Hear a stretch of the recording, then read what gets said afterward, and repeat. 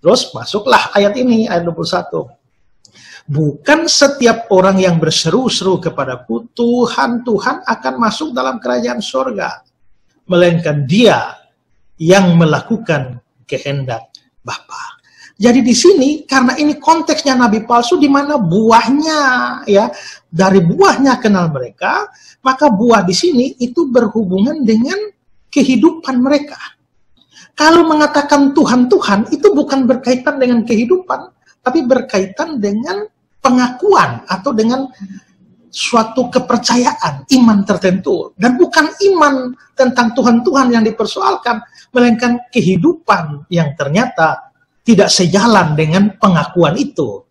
Nah, karena itulah maka di ayat 22, pada hari terakhir banyak orang akan berseru. Banyak orangnya orang mana? Ya nabi-nabi palsu tadi.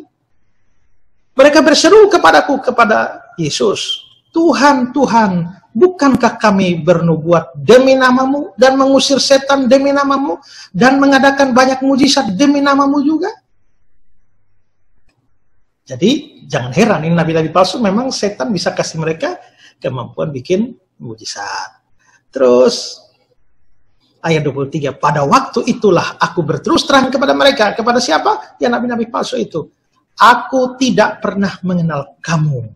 Enyahlah daripadaku, kamu sekalian pembuat kejahatan. Kenapa dikatakan pembuat kejahatan? Karena itu tadi, dari buahnya lah kamu mengenal mereka. Jadi rupanya mulutnya itu penuh Tuhan, Tuhan, ya, tetapi hidupnya itu penuh dengan kejahatan. Karena itulah maka pada waktu ayat 21 itu dikatakan, bukan setiap orang yang berseru kepadaku, Tuhan, Tuhan, akan masuk kerajaan surga. Belum titik ini, masih koma. Melainkan mereka yang melakukan kehendak Bapakku yang di surga. Berarti persoalan dalam ayat 21 bukan persoalan pengakuan Yesus Tuhan. Bukan. Ya. Persoalannya adalah bahwa pengakuan Yesus itu Tuhan tidak sejalan dengan kehidupan mereka, yaitu buah yang mereka hasilkan itu. Itu persoalannya, ya. Karena itulah maka di ayat 23 menegur mereka atau mengatakan, enyahlah daripadaku kamu sekalian pembuat kejahatan. Nah, jadi disitulah kita lihat konteksnya begitu. Nah, tapi konteks yang dimana Yesus mempersoalkan kehidupan, ya, Yesus mempersoalkan kehidupan yang tidak sejalan dengan pengakuan, itu dianggap masalah pengakuan. Makanya dikatakan bahwa Yesus akan bilang bahwa orang yang menyebut dia Tuhan akan tidak masuk surga alias masuk neraka. Salah. Maksudnya adalah orang yang menyebut dia Tuhan, ya, tapi hidupnya tidak sejalan dengan pengakuan itu, ya, artinya kalau dia beriman benar, pasti perbuatannya akan baik. Tapi ternyata kalau perbuatannya jahat, apalagi Yesus katakan di ayat 23 tadi, aku tidak pernah mengenal kamu. Berarti mereka tidak pernah jadi orang percaya, tapi hanya pengakuan mulut saja. Tuhan, Tuhan. Ditambah dengan, bukankah kami bernubuat, bukankah kami usir setan, bukankah kami berbuat mujizat demi namamu juga? Ya.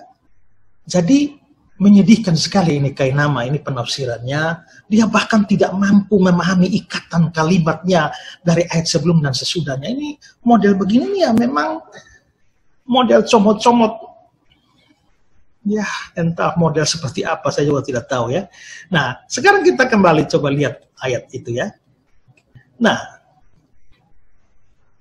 katakanlah di sini, perhatikan bahwa bukan setiap orang yang berseru kepadaku, Tuhan, Tuhan, akan masuk kerajaan surga, melainkan yang melakukan kehendak Bapakku yang di surga.